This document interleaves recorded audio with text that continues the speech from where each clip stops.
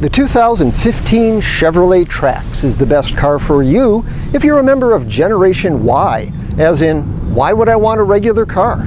New to Chevy's US lineup, the Trax competes in a rapidly expanding new category, the subcompact crossover SUV.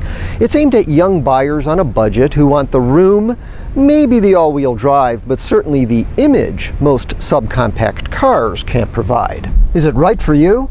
I'm Chuck Giametta. Join me for a car preview video review of the 2015 Chevrolet Trax.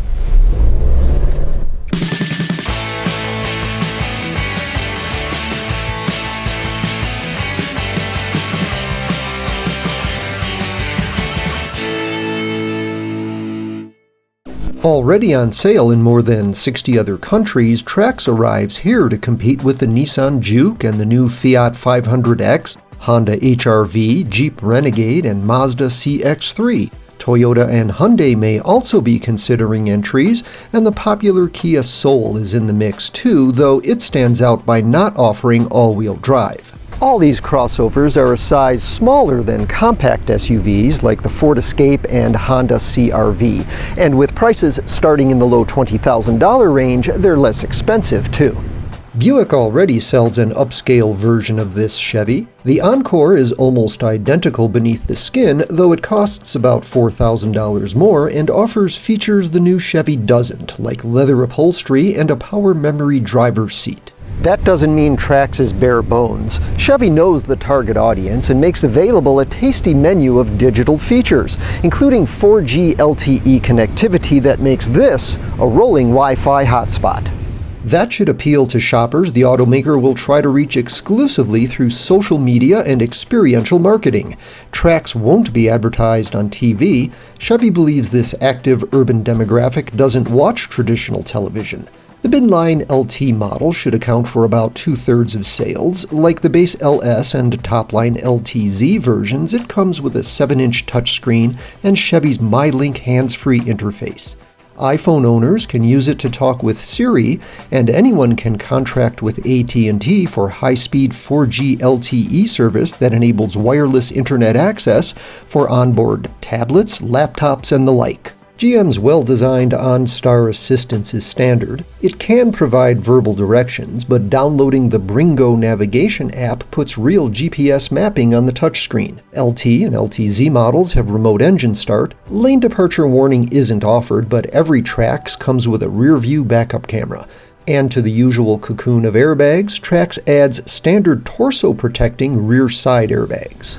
All versions of the Trax use the same engine, a small turbocharged 4-cylinder also found in the Encore and in Chevy's Cruze and Sonic small cars. The only transmission is a 6-speed automatic.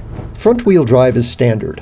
Chevy thinks just under half the buyers will opt for all-wheel drive.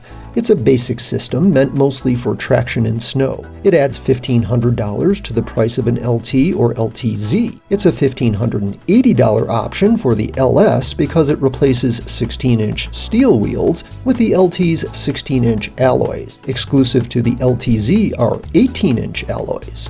Road manners are a fine match for Trax's role as a city and suburban crossover.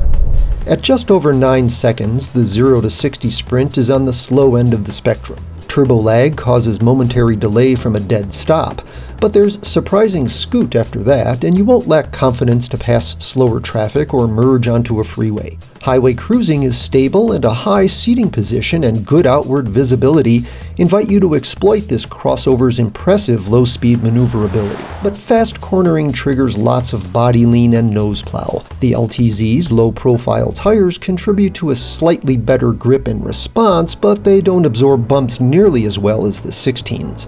Every Trax suffers some choppiness on broken pavement, but the LS and LT ride more comfortably than most vehicles this size, no matter the category. That friendly but less than sporty performance is reflected in the styling. Chevy tacks on simulated skid plates and dresses up the LTZ with big wheels, but Trax is shorter in length than a Honda Civic, yet taller than a Subaru Outback, so it's saddled with some chunky proportions. It's a success inside, though. The tall body pays dividends in a fairly spacious cabin.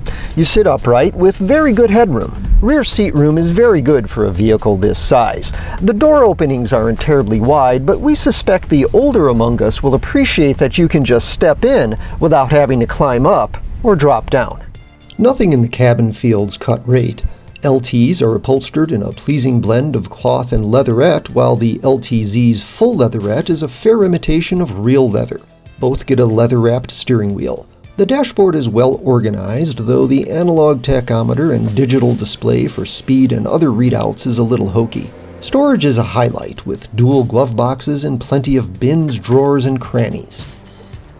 Cargo volume behind the rear seat is about average for this class. Most rivals exceed Trax's 48.4 cubic feet with the rear seat dropped, but a folding front passenger seat lets you haul objects 8 feet long. As for pricing, an LTZ with every option is $28,500, well into compact class territory. But the average Trax should retail for around $23,500. That's your why not alternative to a subcompact car. Trax won't compete with the Honda HR-V or Mazda CX-3 as eye candy, and extroverts will still head for the Nissan Juke. But its middle-of-the-road approach appeals to a range of drivers looking for something a little different in a little package. For more on this and other cars, trucks, and SUVs, go to carpreview.com and please subscribe to our Car Preview YouTube channel.